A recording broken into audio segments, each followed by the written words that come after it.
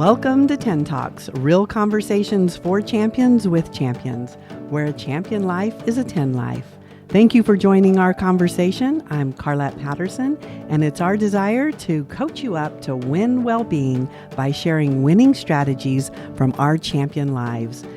If you're interested, go to championwellbeing.com or chiefwellbeingofficers.com. And remember, you and your life matter. Enjoy our conversation. Interested in winning well-being in your personal, professional, and philanthropic life? We've created a coaching and training program. It's called Champion Wellbeing. You can find out more information at championwellbeing.com. It's a combination of best practices from sports, business, and life. It's a curriculum that trains you in 10 intelligences. What are those 10 intelligences? Well, it's all about well-being, emotional intelligence, love, leadership, being you, economic independence, your identity, new for change management, and giving hope. Ready to win the day and win well-being? Go to championwellbeing.com.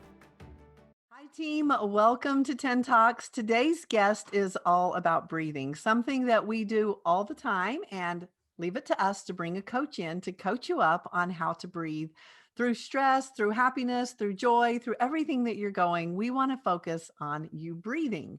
So welcome to 10 Talks. Today's guest is Kreston Woods. We're going to call him Woody because that's his nickname, and I love that name. So we're going to go for that. And so Woody, welcome to today's 10 Talks. Love having you on and really interested in the power of your story. So let's start with that. Hey, how's it going? Aloha. My name's Kreston. I'm out here in Hawaii. I live on the island of Oahu. I was brought out here by a baseball scholarship back in the day. So I grew up in Arizona and born and raised, single mother. And me and my brother, we grew up in the baseball world. And so our entire lives were infatuated with baseball all the way up until they told me I couldn't play anymore. And so I played baseball at Paradise Valley Community College in Arizona and then moved out into Hawaii to play at Hawaii Pacific University. From there, I graduated with a marketing degree and decided I wanted to go back into being the health and wellness athletic field. And so that is due to I decided to go back into personal training and being a personal trainer, I realized that the foundation of health and wellness is breathing. And so I can't start a practice that is going to be without it. And so I wanted to make it a focal point of my practice and of my teachings. So and so what got you into really the idea of breathing as being one of the most valuable components? Well, you look at professional athletes or people who are elite at what they do, and they always talk about the mental side of things and how they control the mental aspect of the game. And most of the time they talk about meditation or some sort of awareness of the breath and the breathing. And so if you see an Olympic athlete and you see the tourists watching the Olympics and you watch them both go up a staircase, the Olympic athletes, he's not going to be breathing very hard, but the tourist, he's going to be over here huffing and puffing because he's had to climb a flight of stairs. And so it's you have to just get better at breathing slower and focusing on how to optimize your breathing, because it's something that you do in everyday life, and it's involved in every process from learning to, even if you're not an athletic person or athlete or into moving, breathing can help you focus when you're trying to learn things or just amplify your life in general. And so it's good to learn the way to breathe properly. Beautiful. And so where did you get your training? Take us a bit from college to where you are now. So in college, basically we were trained with a bunch of different strength and conditioning coaches over the years, and that triggered my interest into that. But in my junior year, I got hurt and I tore my hamstring. And so during that, I was stuck in the training room with the physical therapist, and he was in there. I was picking his brain, and he was telling me all the different ways of recovery. And you can do these breathing techniques, or you can do this rollout or scraping or Chinese cupping or whatever we can do to fix that. And so that really piqued my interest in the sports recovery side of things on top of the fitness side of things. And it's equally as important as the fitness is the recovery. And so we want to make sure we stay on that. And then a book came out not too long ago I read, and it piqued my interest. It told me what the importance of breathing through the nose and how we should all be breathing through our nose. The mouth is for eating, the nose is for breathing. And yeah, once I read that book, it spiraled from there. I just took a deep dive into all the different breathing books and breathing techniques. I took a Wim Hof course and a couple other breathing classes to find out why this breath work is so important and what I can do to manipulate it so that it can amplify my life. And then once I learned it, I just wanted to share it with everybody because I thought this is like such a groundbreaking thing that's right under our noses, and we can't even figure out like how to optimize our health. And it's just right there in front of us.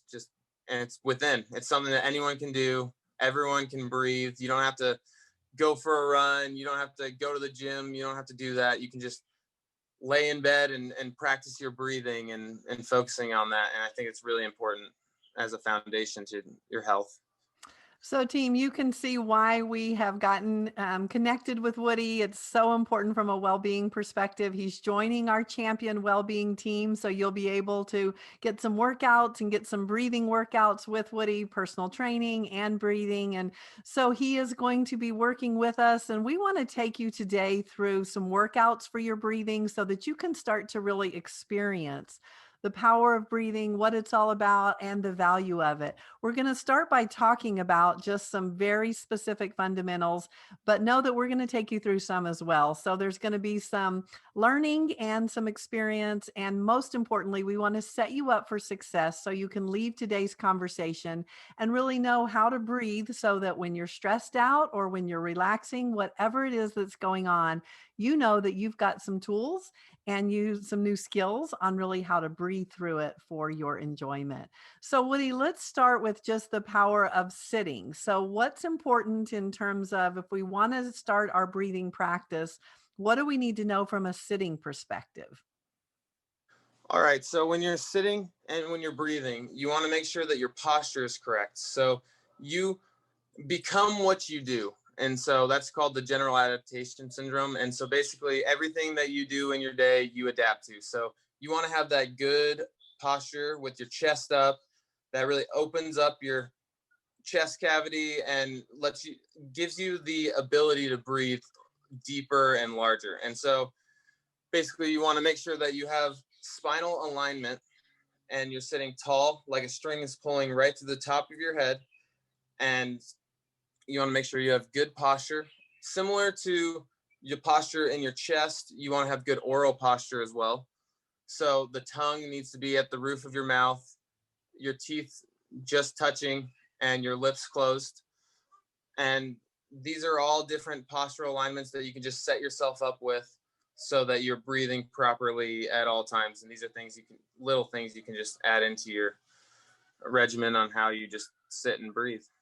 Well, with us, with so much of our new work being on Zoom and everybody sitting so much, we want to really challenge us to take care of our well-being from a sitting perspective. We're going to talk about some fundamentals today, and we're starting with breathing and sitting, and something that we're doing a lot of. So we know now from a sitting perspective how we need to do that. Let's talk about breathing. Why? Why is breathing so important? And thank you for really engaging us not only in the skill, but also in the why. So why breathing is so important. So basically oxygen is your cellular fuel. So yes, food is also your fuel, but but the main fuel source that you get for your body is oxygen. And so basically the only way we can get that is breathing. And as a quote says, food you can go without for weeks, and water you can go days without, but breathing you can go just minutes without. And so like it tails to the importance of how breathing is. But you have trillions of cells in your body, and each one of them needs to breathe. And so basically it's about balancing your oxygen and your CO2 levels in your blood. And that has to deal with your nose cavity opens up and closes specifically for your body to regulate how your body functions through heart rate and through different scenarios that way. But making sure that you're just taking in full breaths is going to be the key to health and longevity. And the biggest predictor of longevity is VO2 max, which is the amount of oxygen that you can put into your lungs. And so we're all out here trying to live as long as possible, hopefully, and live as healthy. As healthy and as the fullest and happiest lives as we can. And the best way to do that is to breathe fully and live fully. Yeah. Beautiful. So let's dive in terms of being able to start a breathing workout. Take us through the power of really, what it is when you're doing a breathing workout, what's important, how much time do we need? Let's talk about really the ritual and routine of when would you recommend that we do a breathing exercise, and then take us through one. Alrighty. So you can do breathing exercises every day. It's one of those things that is a practice, so you can work on it. The consistency is going to be the key to getting better at anything. When it comes to working out, when it comes to breathing, when it comes to eating, it's consistency is going to be the big key. And so if you can do it every day, it doesn't have to be too long. It's just like a good way to reset every day in the morning, right when you wake up, you can do it. Or if you have a stressful situation, you can use these different breathing techniques in different areas. And so there's different techniques. There's some that energize you, and then there's some that calm you down. And we can go through box breathing right now. And so box breathing is a calming breathing exercise. And basically during box breathing, we count for a count of 4 on the inhale. We hold for 4 more seconds. Then we count for a count of 4 on the exhale. And then we hold for another 4 seconds. And that creates a box. It's a 4-4-4-4. And so this is something that the Navy SEALs use and the military use during combat when it's a stressful, high stress situations. They have to manipulate their stress response, and they have to stay calm so that they can handle the situation at hand and not freak out and shoot the wrong person and do the wrong thing. Like we need them to be at full capacity at all times, especially in those situations. So box breathing, we can go through right now. Let's just do, so team, let's go ahead and get you set up. Let's go ahead and try it. Let's just do it for a minute. Super simple, mainly just to introduce the power of box breathing. All right. And so we can start with sitting up, chest up. You can put your right hand on your belly, making sure that you are breathing low and deep into your belly, because we want to breathe with our diaphragms, making sure that we activate that diaphragm. And so inhale for 4. 1, 2, 3, 4. Hold. 2, 3, 4. Exhale. 2, 3, 4. Hold. 2, 3, 4. Inhale. 2, 3, 2, 3. Inhale. Hold. 2, 3, 4. Exhale. 2, 3, 4. Hold. 2, 3, 4. Inhale. Hold. 2, 3, 4. Exhale. And hold. Well done. Excellent. So Right. that is really for in times of stress, being able to calm ourselves down. Let's talk about being able to really have that understanding of when, if you're a student athlete and you're feeling anxiety, what's a good one, or any of us from an anxiety perspective, what's a great breathing skill or technique or practice for anxiety? All right. So for anxiety, when you're in a stressed out situations, like you have a big meeting coming up today or like a test. Um, so the optimal breathing rate that they say is 5.5 seconds inhale and 5.5 seconds exhales. And they call that heart rate variability training. And so when you breathe at this rate, your heart rate lowers and your stress lowers, and you can find a little bit of mental clarity and put things together when you have nothing going. So basically, it's simple. It's what some people call meditation. It's just focusing on the breath, and so we can take you through that as well. Just a quick one. It's going to be about a minute long, 2 minutes long. It's just going to be 5.5 seconds inhale and then 5.5 seconds exhale. And Beautiful. so go right through it and just work on making sure that you transition well. And so that transition, you just anticipate it as it's coming, counting along in your head, anticipating when I'm going to say switch, and then going back into that exhale. All right, so we can start right now with an inhale in 3, 2, 1. Inhale slowly. 2, 3, 4, 5. Switch. Exhale. 2, 3, 4, 5. Inhale. 2, 3, 4, 5. Exhale. 2, 3, 4, 5. Inhale. 2, 3, 4, 5. Exhale. 2, 3, 4, 5. Inhale. 2, 3, 4, 5. And exhale. 2, 3, 4, 5. Excellent. Thank you. Okay, team, how are you feeling on just knowing a couple of exercises for breathing? Woody, let's talk about really the difference between our right nostril and our left nostril, just really how our bodies are set up to take such great care of us. All right. So each nostril has its own specific function. So your right nostril is going to be your heating nostril, and that sets off a sympathetic response, your fight or flight stress response. And so basically we can hack our bodies and we can set off that stress response on purpose. And so that would be breathing through that right nostril only. And then the left nostril is your cooling nostril. And so that is your parasympathetic response, and that would be your rest and digest. So before bed, or in a state where you're trying to calm down a little bit more, you can breathe through your left nostril, and you'll get more of a cooling effect or more of a calming feeling rather than that energizing, increasing your heart rate right nostril. And so you can do a practice called alternate nostril breathing.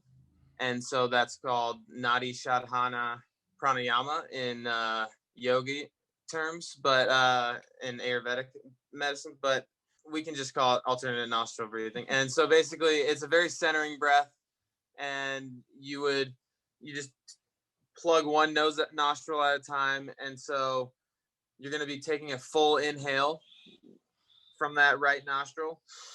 And when you get to that very top, you're going to plug, and then plug your nose, and then blow out of the opposite nostril. And then when you get to the very bottom, you're going to plug it again. And then you're going to inhale from that same nostril. And then you're going to hold. And then you're going to exhale. And during this breath, we're just going to go back and forth. So basically, you're just going to go in one, out the other, back in that same one, out the other. And you're just going to keep going back and forth. And that's a really good centering breath for calming your anxieties also, or just finding a little bit of like mental awareness, balancing out your CO2 and O2 levels in your brain. So yeah.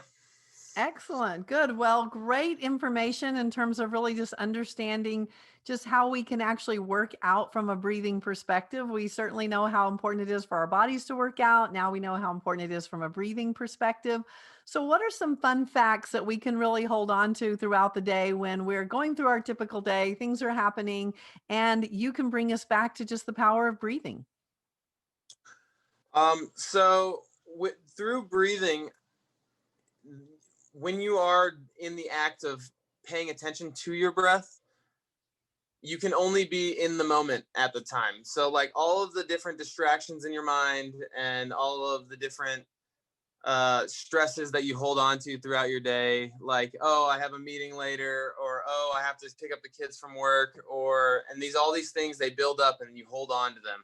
And so when you're breathing, you can't think about those things. You can only think about what's in front of you and what's on your mind. And so it's a good way to reset when you're like freaking out and you can't find out what you're trying to do with your day. You just come back to that breath, start thinking about take your 5-second inhale, take a 5-second exhale, and do some box breathing, something that's gonna just bring you back to that centered state so that you can focus and you can get back to the task at hand that you're waiting for. Yeah.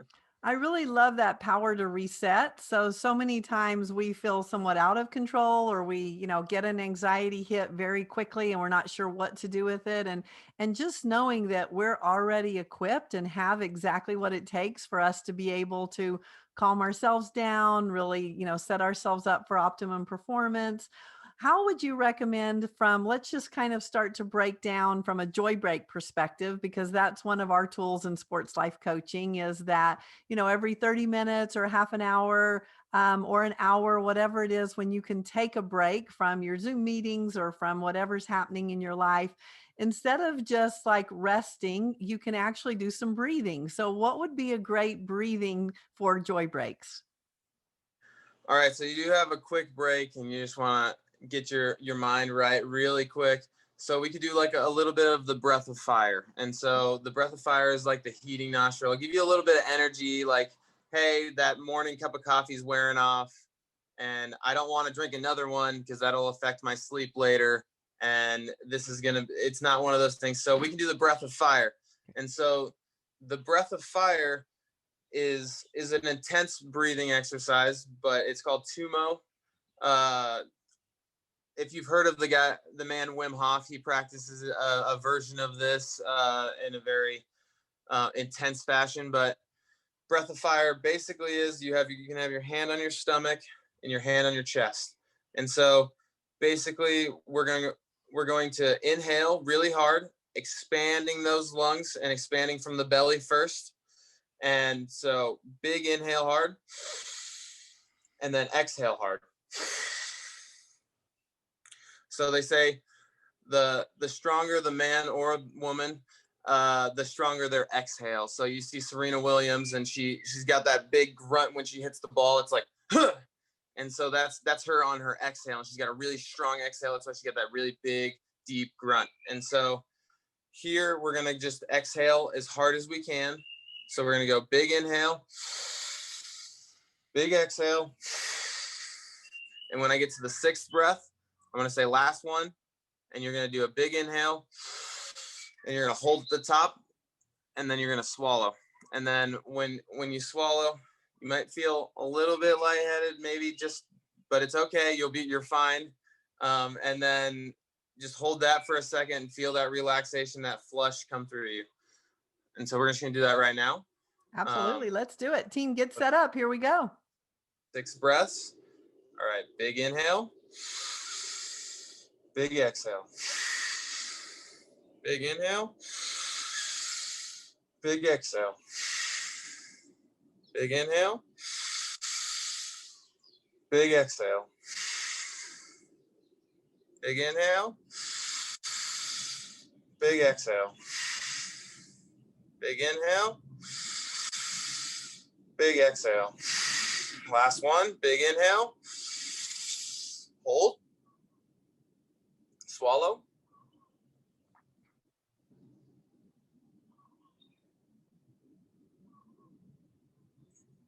Relax. And exhale. And that's a good way to flush your system with oxygen and pump oxygen into your system, into your body and into all your tissues, so that you can function a little more optimally in your thinking and in your moving. Beautiful. So now let's talk about, that's just in everyday life when something comes up and we feel the stress and the anxiety of it.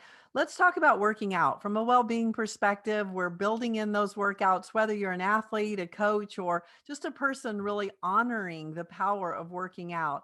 What is a great way to incorporate the breathing while you're working out and after you're working out for rest and recovery? All right. So you can use some of the energizing breaths pre-workout if you want. Like, again, some people are not really into like pre-workouts or like the caffeine stimulants that get them energized, but they need something to pick me up. Like, they can get like beetroot juice, or they can do some breathing exercise. And so the breathing exercise is a good way to energize you to like start your morning. But also, as like a post workout for recovery and everything, the heating breaths and things are a good way to clean out your lymphatic system. And so basically, when you're doing those heavy breathings, you're blowing off your CO2 and you're alkalizing your blood. And so when you work out, you create lactic acid, and that's like the waste product that comes up when you are working out and when you're straining your muscles. And so that lactic acid needs to be flushed from your lymphatic system, and the best way to do that is to breathe more. And you can get that through doing cardio, or you can do that sitting and just breathing on your own and taking control of that from where you are. And So so, let's recap in terms of just the tools that you've given us from a breathing perspective, the exercises that you've set us up for. Tell us again the exercise, how to do it, and when to do it. all right. So during pre-workout, you would want to do the Tumo breath work. You'd want to do that breath of fire to get all the oxygen into your tissues so that you're warmed up, ready to work out. And it's also good post-workout. But if you want to, like right after you finish the workout, that is when you're going to be wanting to do the Tumo, the breath of fire. And then you can go into the more calming breaths like later into the night. So like when your stress levels are high because you just broke down your body a lot and your cortisol levels are rising, like you need that relaxation at the end of the night. And so you just want to take in the box breathing, which would be the 4-second inhale, the 4-second hold, and the 4-second exhale, and the 4-second hold. And so take the box breathing or the 5-second inhale, 5-second exhale, and take those into your late at night for relaxing and recovering while you're eating and digesting and stuff like that. So let's just talk about the awareness of our breathing. So we certainly know when we're stressed out, we now have some breathing exercises for managing stress. We certainly know performance inside sport when we're going to work out. We've got some breathing exercises for that. Let's just talk about the day when we're, before we're eating, after we're eating, what's happening with our bodies and our breath so that we can actually set ourselves up for really our best well-being. All right. So when you're eating, that's a huge thing. So people, when you're eating with your mouth full and you're talking and things are spitting out, like those, that is not the proper way to eat. And you do look silly, but it's also not optimal for your health. And so when you want to eat, you want to chew all your food more times than you probably are doing. And when you're chewing, you want to keep that mouth closed because you're breathing while you're eating. And so that sends a signal to your brain of like what you're eating and sends different signals to your digestive system on like how you should be digesting certain foods and like and why you are. So basically it sends the enzymes to digest the correct foods when you have your mouth closed, and so then you're getting more of that. So And seriously, in terms of, we're always taught from a manners perspective, definitely keep your mouth closed while you're eating, but now there's really something to it in terms of the breathing component. So that's fascinating. Team, I hope you're getting that in terms of now not only are you making sure that you look good while you're eating, but being able to really include that breathing component helps from a food digestion perspective. exactly. Yes. And then before you eat, it's good to take just a couple big deep breaths to open up that stomach cavity, because the food is right here where your diaphragm is, and so basically you moving your diaphragm back and forth, that's going to be really good for digestion. And so the more you move it, the faster it gets through, and the better you are dealing with that food and processing that food. So there's just a lot to say about how important it is to breathe and around the mealtime, and to think about like how you're breathing, not necessarily just doing it, and yeah, And what being Yeah, and what oh, about when we're getting ready to go to bed? So, that's a great time of rest and recovery. We're really letting go of the whole day. So, are there particular breathing exercises that are great for really getting us into that place of being able to have a great night's rest? yeah, so those relaxing ones that we spoke about earlier are really good, but the the left nostril is the cooling nostril. So you want to make sure that you're breathing through that left nostril. So that's why we sleep on our left sides, because that opens up that left nostril. It also helps drain, like set your body in a better uh, position for lymphatic drainage. But you need to, I mean, a good way to calm down is you can do the alternate nostril breathing, but only go from left to right. And so you're going in through that cooling nostril and then out through that heating nostril and blowing the air this direction. And so in that way, you would be getting more of a calming effect before bed. It doesn't have to be something serious. It's just a couple, like 3 or 4 breaths that go left nostril to right nostril. And then all of a sudden you start to calm down a little bit more. And so, yeah, those are good tactics to do before bed. Wow, a little something, something there, team. So fascinating from that perspective. All right. So, Woody, as we think about winning strategies for really living this 10 life focused on well being, what are your 10 tips? All right. So first, we want to take care of movement. We want to make sure that we're doing something every day. It doesn't have to be hard. You can go for a walk. You can just move around. Just make sure you're moving around, because like I said earlier, you become what you do. Mm. And so, if you're not doing anything, you're just going to become the desk where you're sitting at all day long, hunched over, and yeah, that's what you become. And so you get better and better at being the sitter of the desk. And so movement is super key. Uh, a little bit of conditioning, a little bit of heavy weights could be good, but just doing something every day is key.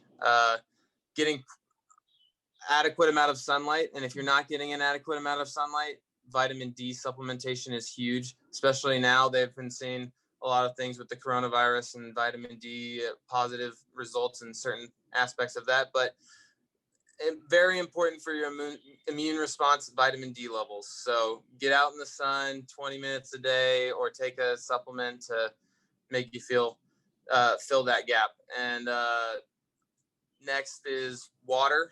Water's huge. Hydration is everything. Um, we need you to be drinking like upwards of a gallon a day. We need to get up to pretty close to about a gallon. The more you are hydrated, the better your body's going to work. And it's not just the water. You want to have the minerals too. You need electrolytes, so you can do a pinch of salt in your water, or a lemon for that little bit of a citrus kick to it. For my next tip is having a good mindset, and so mindset is huge. When you look at a situation as a threat versus as looking at a situation as a challenge, then you approach the situation differently. So basically, when you take it as a challenge, you're like, oh, I have to figure out how I'm going to do this because this is going to be what I'm going to be doing. But when you take it as a threat, you become the victim and you're like, oh, it's not my fault because I did this or that. So the mindset is going to be a huge factor to your health, because the way you look at things, they always talk about glass half full, glass half empty. It's just better to live in the glass half full because you see more glass half full opportunities for you because you're looking for it. And so mindset is everything. Taking care of your nutrition, just cutting out the bad carbs and the bad sugars and the bad, like making sure we're just eating a low glycemic index type carbs and better complex carbohydrates rather than the white bread and the refined sugar that you're drinking in your sodas. And yeah, it's not, just take care of your nutrition a little bit and you'll see maximum benefits. You don't need to change your whole diet, but little tweaks here and there will make all the difference. Focusing on your recovery, working out is not just working out. Like there's another side to it. Life's a balance. And so the yin to the yang, you work out really hard. You also have to recover really hard. So you have to make sure you're getting proper sleep and proper nutrition and like massaging your body when you need it, or getting one of these like therapy guns so that you can find the best ways to optimally recover. And last but not least, breathing. Breathing is so important, and I can't touch on it enough. So, team, what's fun about this is that we started with breathing, and certainly just coming in from a well-being perspective, you're hearing that movement, nutrition, mindset, sunlight, just incorporating all of that. I want to talk a little bit about the nutrition component. I know there are nutrition experts out there, and I really respect that that's not you, and yet that's very much a part of your life. I think that's how a lot of us are. I mean, certainly most of us are not nutritionalists. We didn't go to school for that and study it, yet it's something that we do all day long, and it certainly affects everything that we're doing. So when we really think about the basics of well-being, we're talking about breathing. Let's talk a little bit about nutrition. What are some just interesting factual things that every person can take, and as they're being mindful of their breathing before they eat? Now let's talk about what they do eat. All right. So, but what they do eat. So there's a lot to say, I think, about what your animal eats, if you do eat animals, because not everybody does eat animals, especially knowing that you are a vegetarian yourself. Absolutely. So making sure that the animals you eat are at least properly raised. And so when they're like free range chickens, and when we have grass fed beef, like the natural way that the cow was supposed to eat was grass. And so when you give him what he's supposed to be eating, we don't have all of these problems like we keeping him in a cage, feeding him corn, especially probably GMO corn or something that's not going to be the best for the animal, and it fattens them up and it gives them a lesser quality version of the meat that you want, and that worse amino acid profiles and such. And so making sure you just have quality food. And then I like to say that up the protein intake for a lot of people, because certain people need to recover. So if we're going to be breaking our bodies down, working out a little bit, the way to recover is through protein synthesis. And so that's making sure you have adequate protein levels, not too much, because you can throw off your nitrogen balance. And there's something to say about that for sure. So finding the balance of protein is key. And then Let's talk about that. I know as a vegetarian, it's always about where to get our protein. So what are some winning strategies for protein? All right. So some winning strategies for protein. So for a lot of people, it's if you're a vegetarian, especially, it's hard to get like all of your protein in. And so there are great protein powders that you can get that blend together different plant proteins or different whey proteins. Again, you can make sure the quality of your whey protein is going to be grass fed too as well. And but you can get those blends to up your protein intake, or just eating a wide variety of different plants and nuts and seeds that are going to give you the bit of protein intake that you're going to need for optimal living. So finding different ways in that. And then for the people that eat fish is a great quality source of protein, as well as eggs for the most easily digested protein. So I like to recommend that if you do eat eggs, it's a great breakfast, good for cognitive health. And as long as you're getting the good eggs, it's just an easily digestible protein. So your stomach's not going to have to deal with too much of like the long processing of like a steak or like some heavier meat. So What are some, when we talk about sugar, we always hear, no. So what are some things in terms of if you really have that sweet tooth and you like that, what are some winning strategies for managing sugar? All right. So for managing sugar, you need to make sure that it's not everything. You don't have to cut out all of the sugars in your life, but maybe make it a reward for you later in the day. So like say I did plan my workout today. Well, I did my workout, and eating that is going to be like your reward. So you're like teaching your body like, hey, I did a workout so I can get this candy. And then your body signals to that, and that'll help you also lower your blood sugar levels by working out. And so kind of balancing out having that candy and doing that. But just making sure you're cutting out some of the sodas. It's really easy to drink your sugars, and even the non-sugar alternatives are not good for your gut health. I mean, your insulin will spike, but you won't get any insulin, and so then your body's all out of whack. Your cravings go haywire because you're eating these not real sugars, but your body thinks you're eating real sugars, and it's just a whole mess. And so what you can do about that is you can take a shot of apple cider vinegar before you have a large carb meal, and so that can help lower your blood sugar and make you more insulin sensitive during those times. But that's one good tip. But walking post meal is always also a very good way to help speed up digestion and lower blood sugar and help you have a better glucose response.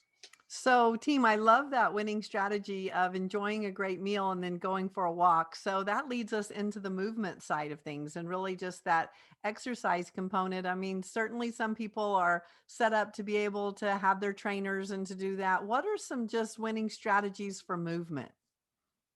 Winning strategies for movement, you just need to move.